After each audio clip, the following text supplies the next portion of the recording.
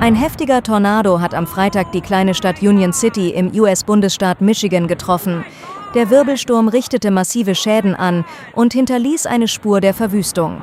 Nach Angaben der Behörden kamen mindestens 3 Menschen ums Leben, 12 weitere wurden verletzt. Zahlreiche Häuser und Geschäfte wurden beschädigt oder komplett zerstört. Rettungskräfte suchten noch Stunden nach dem Tornado in den Trümmern nach möglichen weiteren Opfern. Der Sturm war Teil eines größeren Unwettersystems, das mehrere Tornados auslöste. Michigans Gouverneurin aktivierte das staatliche Krisenzentrum, um Hilfs- und Aufräumarbeiten zu koordinieren. Auch aus anderen Bundesstaaten wurden Tornados gemeldet.